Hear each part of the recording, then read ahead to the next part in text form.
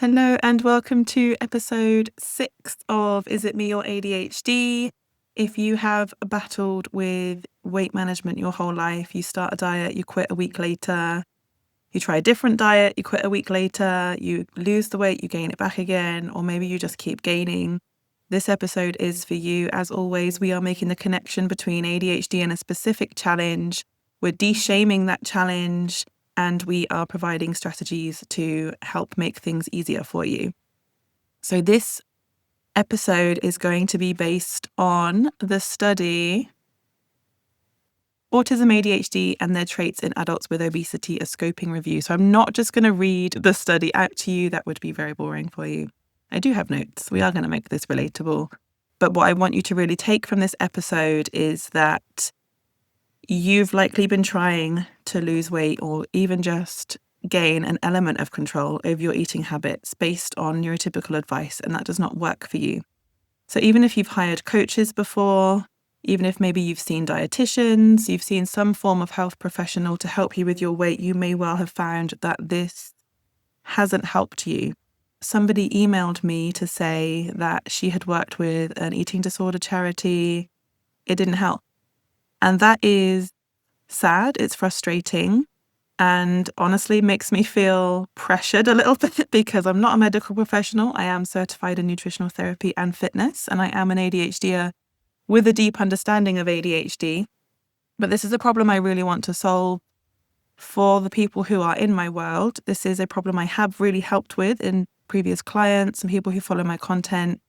One person has said that my help was more helpful than inpatient care when she was struggling with her eating disorder. So that is something that I am humbled by and I take very seriously. But I would like to say very clearly that this is not medical advice. Here I am providing you with the evidence, I'm providing you with experience and feedback.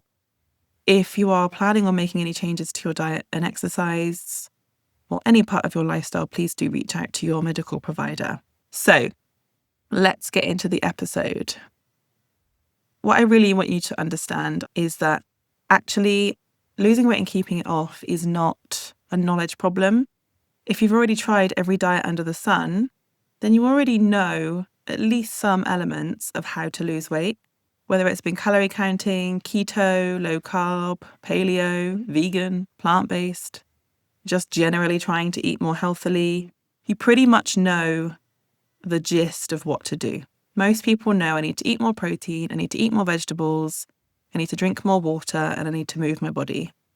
If it was as simple as just knowing it, nobody would have a problem.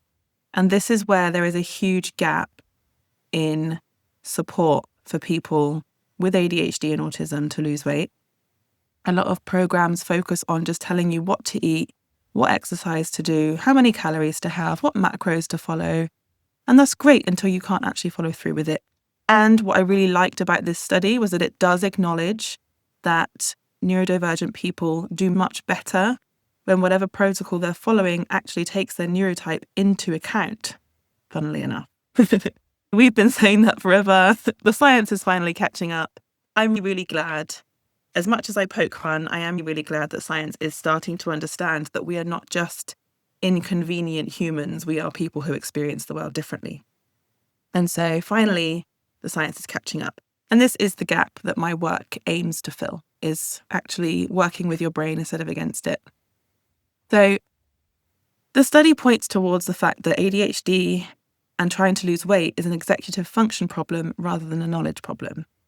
Like I said, you already know what to do. There might be some areas you're unsure of. There's a lot of conflicting information, so you might be feeling confused about what you're supposed to do, but for the most part, it's pretty simple. Eat more whole foods, eat less processed foods and move your body. But that's not where your problem lies.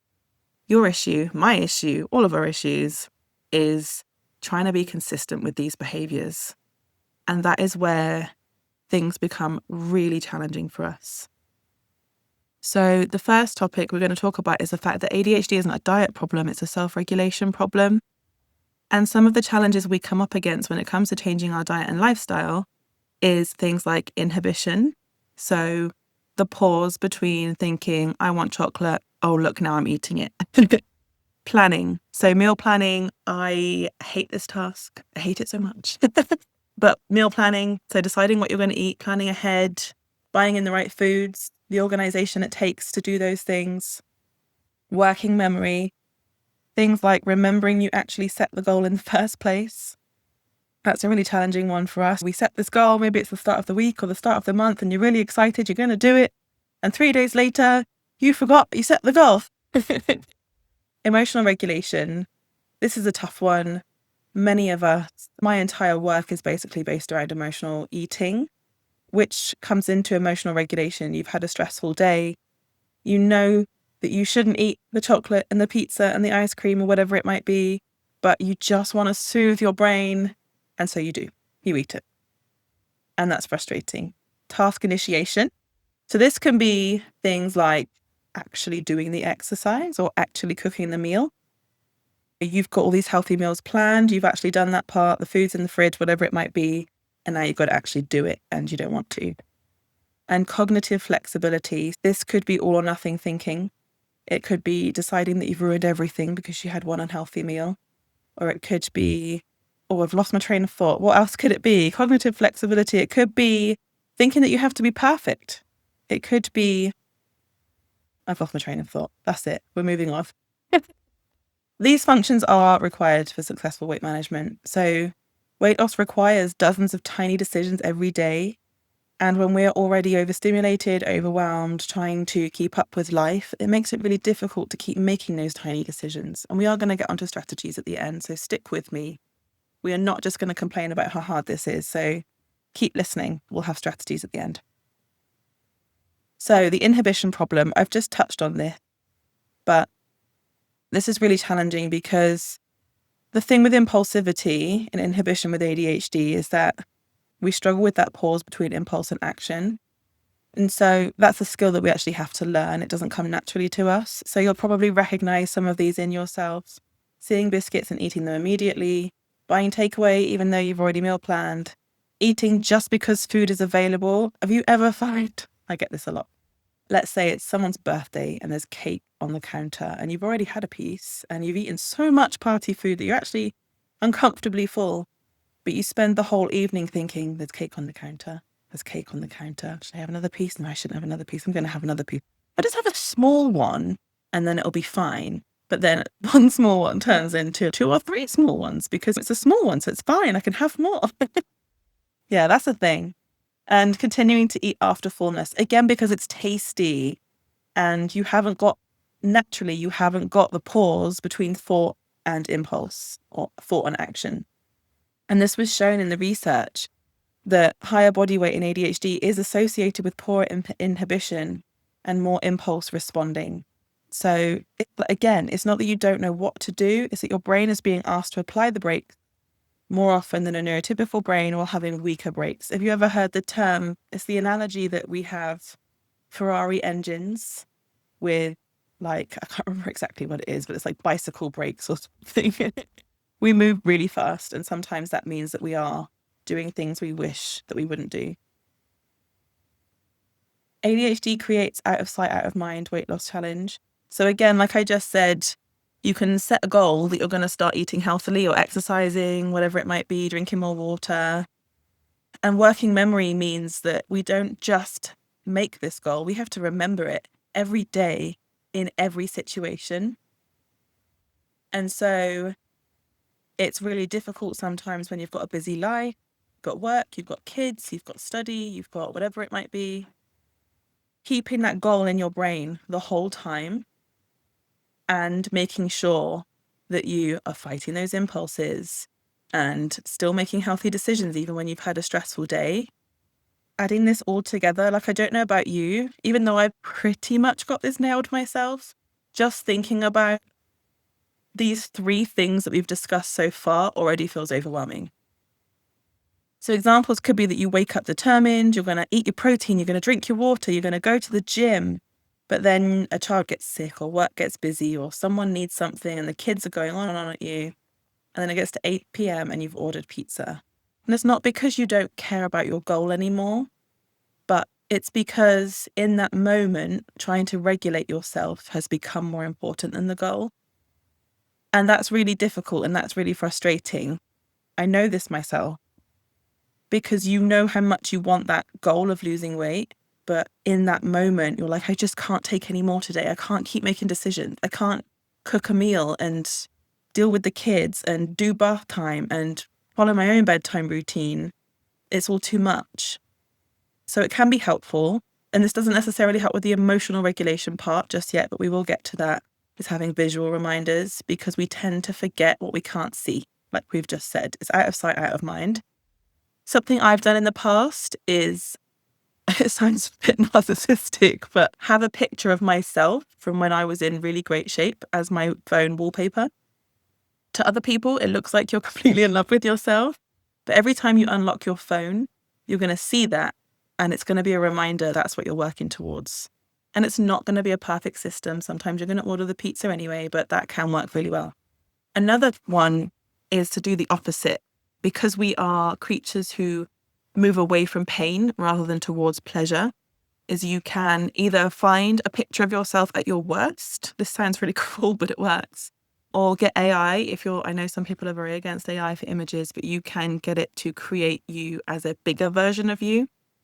Something that you wouldn't want to allow yourself to become, and use that because it's a reminder of, if I order this pizza, that's something that could be a possibility. Now, it's not to say, I want to make this really clear. It's not to say that because you've eaten pizza one night, you're going to end up like that. That is not the case at all. So I really don't want you to take that from this. But it's that habitually making those decisions, say on a daily basis, could lead to that. If you're somebody who functions better trying to escape pain than seeking pleasure, that can be a useful strategy. And I can't remember exactly what it's called. It does have a name and it is in psychology. So that's not very helpful that I can't remember what it's called, but that is a strategy. And then we've got the dopamine-seeking brain. So you're probably already aware of this. Dopamine has become the buzzword in the ADHD space. We all know that we have lower dopamine than our neurotypical counterparts.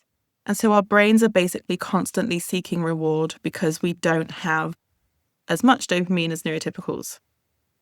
And so food is the easiest way to do that.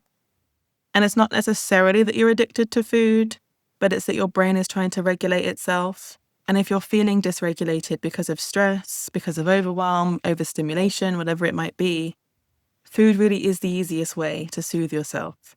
And this is an evolutionary factor. Some of our biggest challenges as hunter-gatherers was either famine or being hunted. And so if you think about it, food, plenty of food, is a signal that you're safe. And so turning to food when you're feeling stressed becomes a way that you can signal to your brain that you're okay, everything's fine. And highly processed foods also provide novelty, something we're always seeking. Stimulation, again, we're always seeking stimulation, immediate reward, and fast dopamine. And so whether it's food, gambling, drinking, sex, it could be any kind of pleasure hit, is something that our brains are constantly seeking. If you're listening to this episode, then food is yours. Mine has never been the other things, really. I've never been a big drinker. I've never gambled. I've never turned to any of these other addictive habits, but food has certainly been the challenge for me, which is why I do what I do, because I know what it's like and I've been there and I know how to overcome it. So food is simple and accessible, and also it's socially acceptable. If somebody's doing drugs, most people aren't going to be enabling that by saying, it's fine, it's fine, you've got to let off steam. Whereas things like alcohol and food are very socially acceptable. People have their Friday night takeaways. If you've been on a night out, you get your dirty kebab on the way home. We celebrate occasions with food. It's very socially acceptable to eat. And so there isn't really that social shunning that could happen if you were gambling all your money away or drinking to the extent that you can't go to work. Food is an addiction that, although it takes over your life, it doesn't necessarily prevent you from living your life. And so it kind of becomes a bit of a grey area that you can eat a lot of food and most people won't necessarily say anything. So yeah, for me, that adds a layer for it. When you've got other addictions, they're not socially acceptable. So emotional eating and ADHD. The review highlights emotional regulation difficulties are a core ADHD issue. We all know this. We are very emotional people, and there's nothing wrong with that. We talked about this in, I can't remember which episode it was. I think it was episode 3, the strengths of ADHD. Being emotional isn't necessarily a bad thing. It's when you can't regulate your emotions that it becomes a challenge. In ADHD, women often experience rejection sensitivity, overwhelm, frustration, shame, boredom, anxiety, and food temporarily changes your emotional state, like we were just saying. It becomes comfort, stimulation, distraction, relief. And this is why you can't just stop emotional eating. Some people would just be like, just don't do that. Okay, thank you for that tip. Very helpful. I'll just stop, shall I? It doesn't work like that. It needs to be replaced with another soothing activity. And so we will go over some strategies for that soon. But if food has become your emotional regulation strategy, then removing food without adding another strategy just leaves a hole. And then food's just going to be the thing that you turn to again. And when I say replace it with another strategy, that doesn't mean another unhealthy one. I'll stop eating, I'll start drinking. And so the other challenge we have is that we often start and stop our diets. Everybody's always going on about consistency. We've talked about this in other episodes. ADHD and consistency doesn't really exist. The only thing we are consistent about is being inconsistent. So neurotypical people often imagine weight loss as start, continue, finish. Someone decides they want to lose weight, they change their diet, they start working out, and in a year's time, they're completely transformed. Well done. Very simple. But for us, it's more like start, stop, restart, forget, remember, hyperfocus, burnout, restart again. And it's exhausting. And I know that for myself, I've sometimes reached the point where I'm like, I've been dieting my whole life. This is exhausting. I just want to not have to think about this. But I also know that if I don't think about this, it's only going to get worse. And so that's really challenging. This is not a failure of you personally. It's not that you're lazy or greedy or whatever words you want to throw at yourself. It's the fact that you have a brain that runs like this. And it creates this pattern of enthusiasm, overcommitment. So maybe you've gone a little too restrictive. Maybe your calories have gone too low. You've tried to be perfect. Then you feel burnt out and then you abandon it completely. And so this shows up as starting again on Monday, doing really well for a few days. Saturday, you've got to the weekend, you've had your pizza, you've had your wine, you've had your chocolate and ice cream and all of this stuff. You decide you've ruined everything and you give up again. And this is what I call the binge restrict cycle. This is more damaging to your progress than if you were to just let it go. This is something that I coach inside my membership. It's just letting it go and moving on. And that's easier said than done. And obviously we go much deeper into that in the membership. But this binge restrict cycle is exhausting in itself. It's stressful. It's damaging. It's more damaging to the body than just getting back on track again. And yeah, that's something that we are working on inside the ADHD Body Bible membership. And it's also why restrictive diets often fail us. So our brains struggle with delayed reward, repetitive routines, boredom, and excessive rules. And most diets are built around exactly that. So regardless of whether it's a named diet like keto or paleo or whatever it might be, and I am huge fans of those diets, but we need to shift our mindset and our language around them, or whether it's calorie counting, it's something that you have to keep doing, but it's boring and repetitive. And as soon as we get told we can't have something or that we have to eat less, our brains just latch on to the idea that we can't have it and we want it even more. So it's this dance between, yes, I have to make changes, but I can't be too all or nothing about it because that's when we end up back on that diet binge cycle. And so sustainability matters more than perfection. Again, this is what I teach within the ADHD Body Bible membership. We are not trying to be consistently perfect. We are trying to be, I was going to say good, that's not language I want to use. We are trying to focus on good nutrition, whole foods, nutrient-dense foods most of the time, and allowing indulgences some of the time. And if we fall off track, which we will, it happens to everybody, then we just gently and compassionately move ourselves back to mostly whole foods, some indulgences, exercising as often as we're able to. And it's just about kind of, if you imagine you've got one extreme here, which is super strict dieting, and then over here we've got not even trying. We're constantly dancing back and forth. Not necessarily all the way to either extreme, but okay, I'm going to be mindful of my nutrition, or I'm going to have some indulgences, or let's get back on track again. If you're not looking at the video, I've got one hand on one side and I've got one hand on another side, and I'm showing you railroad tracks or a tennis court where you're balancing back and forth between the two. That explanation was probably worse than just watching. The shame cycle is next. So when you've been on this diet binge cycle for most of your life and you have been trying and perceiving that you're failing, then it does produce shame. So a lot of women have spent years believing that they're lazy, undisciplined, they don't have the motivation, can't stick to anything, don't have any willpower. But the evidence of this study shows that our executive function is a significant contributor to obesity risk and maintaining weight loss results. Because of all of these factors that we've talked about, you've got impulse control, you've got emotional regulation, you've got reward cycles and binge cycles and shame and dopamine and all of these factors that come into it. It's not just about just stick with it. It's not about your character. It's about the way your brain is literally wired. Very different than just failing at sticking to a diet. It's not that simple. So let's get into some practical strategies because I know that's what you want. That's why you're here. Don't rely on motivation. I've said this a lot in my content over the years. Motivation is going to come and go. And if you try and rely on it, then you're going to stay in this cycle forever. So you need to create some defaults. Same breakfast every day, protein prepped ahead, a regular shopping list.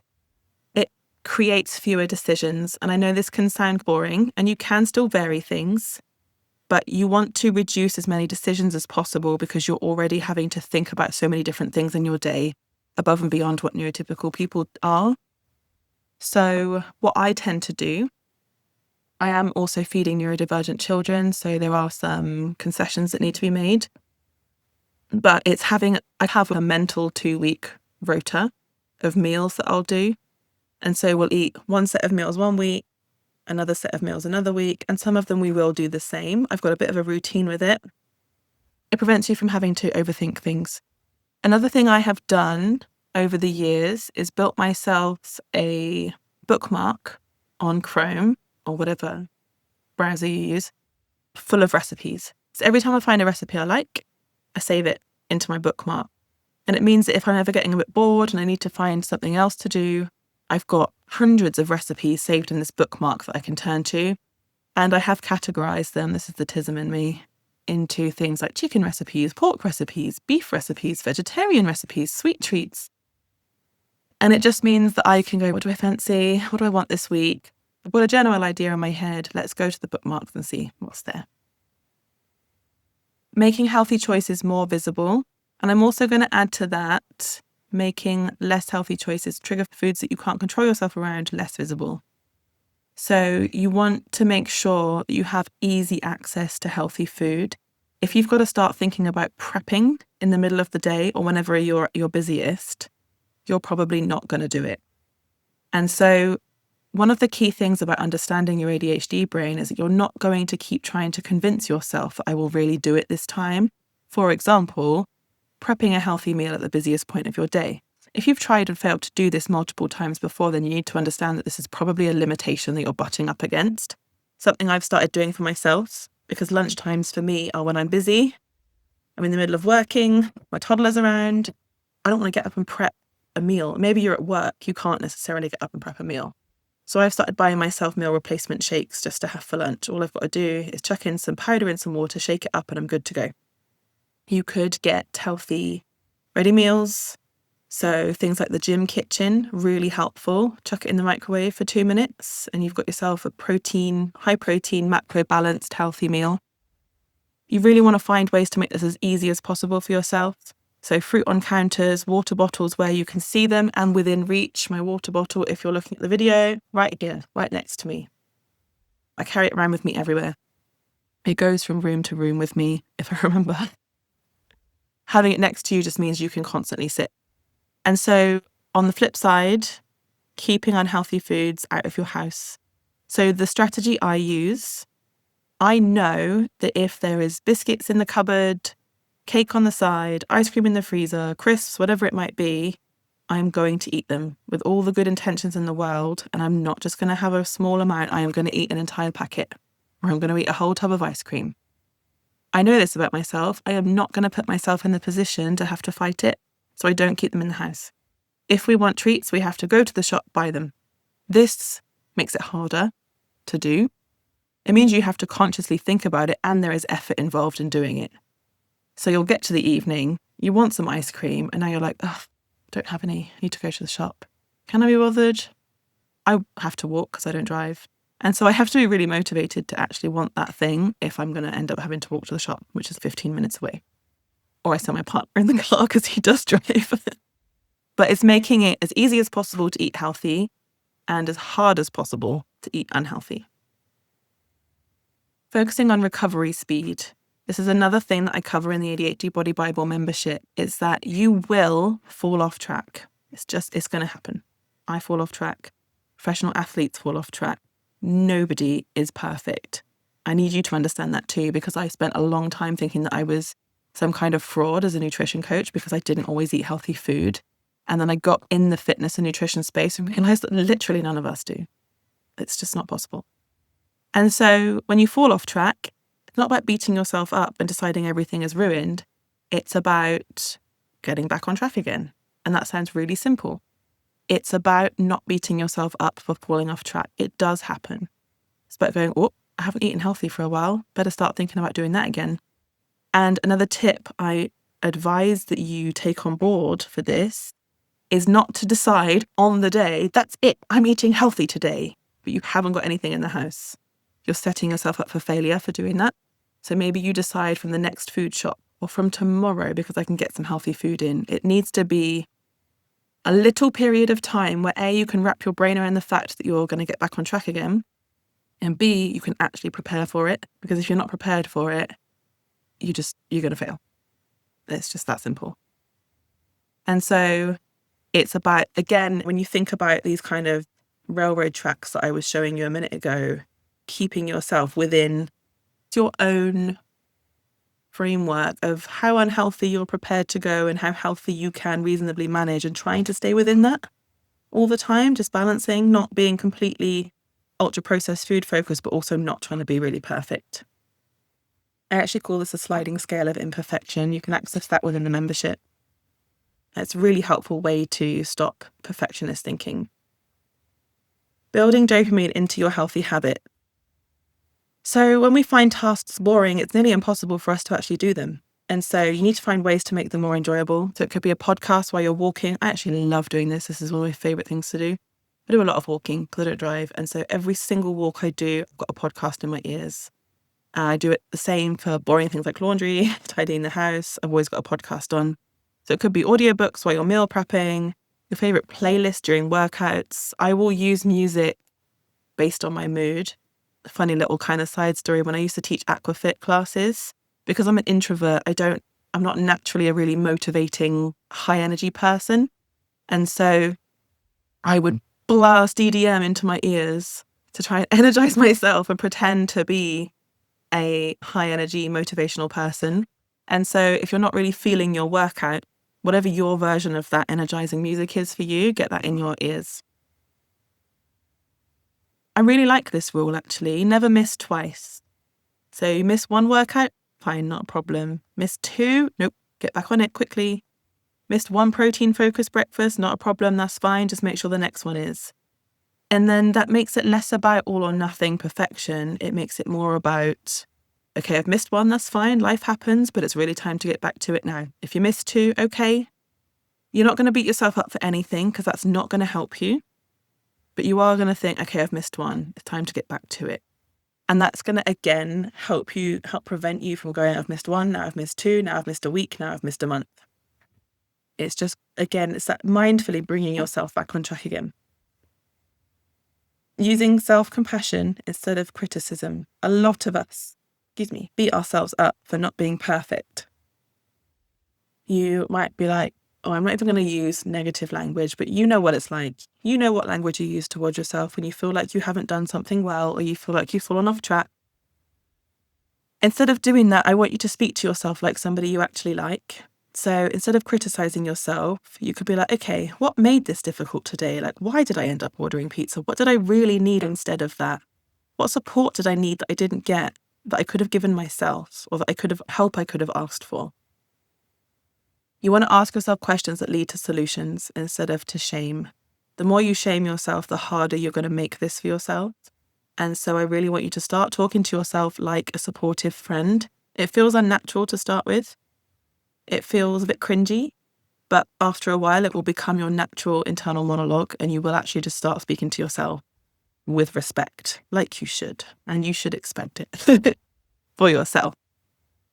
And so the fact that weight loss has been harder for you doesn't mean that you're lazy, weak, or broken. It just means that you've been trying to manage your weight with a brain that experiences food, emotions, motivation, reward, and self-regulation differently. And all you've ever been prescribed is neurotypical strategies, and they don't work for us. So the goal isn't to try and become more neurotypical. It's to understand your ADHD brain well enough that you can finally work with it instead of fighting it. And everything becomes easier when you do this. So in order to help you even more with this, I am hosting a free training on the 10th of June at 7 p.m. BST, so that's British Summer Time, why ADHD women can't stop eating. So we're going to be going over, it's a very similar theme to this. We're going to be going over more strategies that you can apply, including covering some of the more practical nutrition stuff that you can follow.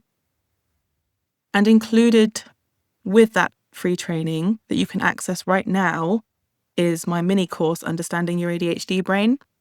And again, this is going to help you understand in more depth the way your brain actually functions, how that shows up from day to day so that you can see it in your daily life. So you can be like, I'm really struggling with this today. Oh, it's because my brain works like this. And you're going to find the language to help you communicate this to other people. So things like executive dysfunction and emotional regulation and RSD and loads of different neurodivergent specific language that helps you explain to other people why you're struggling with the things you're struggling with. Because it can be really frustrating when you want to explain it to somebody, but you're like, I can't do the thing, but you can't say why. And so they're like, just do it. And it's not that simple. So having the language to advocate for yourself is really important. And then we're also going to be covering the strengths of ADHD so that you can see that although all of these challenges are very real, you also have a lot of strengths with ADHD. And what I'd like you to do is watch that mini course before the free training, because then you can come into the training understanding your brain and how it works and how to work with it, which means you can then implement the things I'm talking about in the training. So you can sign up for that completely free at ADHDbodybible.com. I'm going live on the 10th of June at 7 p.m. and there will be a replay if you can't make it live. So make sure you sign up for that, and then I will see you on next week's podcast. Thank you for joining me. If you have enjoyed this, please do give me a follow and a rating. And make sure you subscribe if you're watching somewhere other than Spotify. And yeah, I'll catch you soon. Take care, guys. Bye.